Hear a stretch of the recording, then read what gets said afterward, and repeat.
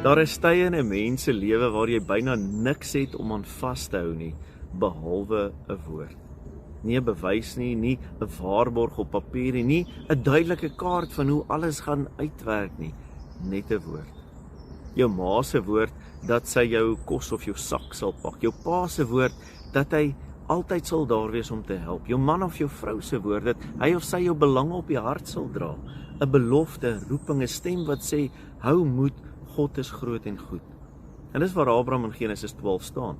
Hy hoor die Here se woord, maar hy sien nog nie die uitkoms nie. Hy kry 'n opdrag, maar nie al die besonderhede nie. Hy ontvang 'n belofte, maar vir so lank lyk dit asof baie min daarvan waar word. Vers 1 tot 2 sê, die Here het vir Abraham gesê, trek uit jou land uit, weg van jou mense en jou familie af, na die land toe wat ek vir jou sal aanwys. Ek sal jou 'n groot nasie maak, ek sal jou seën en jou 'n man van groot betekenis maak. So Abraham moes kies, gaan ek net leef volgens wat ek kan sien, of gaan ek leef volgens wat God gesê het? En dis die kruks van geloof. Geloof is nie om alles klaar te verstaan nie, geloof is nie om nooit te twyfel nie. Geloof is om God se woord vas te hou, selfs wanneer die pad onbekend is. Verlede Sondag het ons Pinkster gevier en voor dit Hemelvaart en voor dit Paasfees. En as 'n mens terugkyk, sien jy iets wonderlik. God doen presies wat hy beloof het. Christus sterf en hy staan op. Christus vaar op en hy regeer. Christus stort sy gees uit om ons toe te rus. En deur die gees word die woord lewend in ons harte. Romeine 10 vers 17 sê, die geloof kom deur die prediking wat 'n mens hoor, en die prediking wat ons hoor, is die verkondiging van Christus. Geloof begin dus nie by my prestasie nie, dit begin by God wat praat, by Christus wat verkondig, en by die Heilige Gees, wat die woord vat en dit binne in 'n mens laat lewe. Charles Spurgeon het dit so mooi gesê, hy sê, true faith is in every case of the operation of the Spirit of God.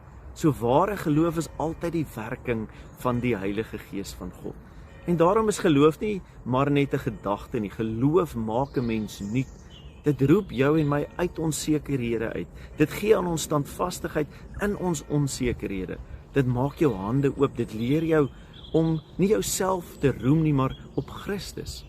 Soos die ryk jong man moes leer, voor God staan ons nie met besittings, met prestasie of ons beheer nie. Ons kom met leë hande, en juis daar ontdek ons genade.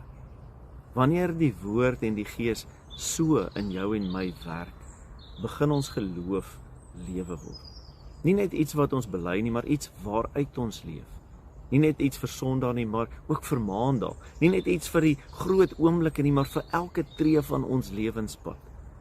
Mag jy en ek dan, soos Abraham, leer om God se woord te hoor, te gehoorsaam en te glo, al sien ons nie alles nie. Want God maak sy beloftes waar. Soms eers oor lang paaie, soms eers deur wag en worstel, maar altyd in Christus, deur sy gees tot vernuwing van jou lewe. Kom ons bid saam. Here, dankie dat U praat en dat U woord betroubaar is. Dankie dat U deur U Heilige Gees geloof in ons harte wek. Help ons om nie net te leef volgens wat ons sien nie, maar volgens wat U gesê het. Vernuwe ons lewe, versterk ons geloof en leer ons om Christus te gehoorsaam en te volg, tot eer en verheerliking van U naam. Amen. Baie dankie dat jy ingeskakel het vandag saam met my op hierdie wonderlike somersdag. En dit is my hoop en my wens dat jy sal vashou in geloof aan God. Plaas jou hand in syne en stap die pad en nooi elkeen om hierdie pad saam met jou en hom te stap. Tot volgende keer. Totsiens.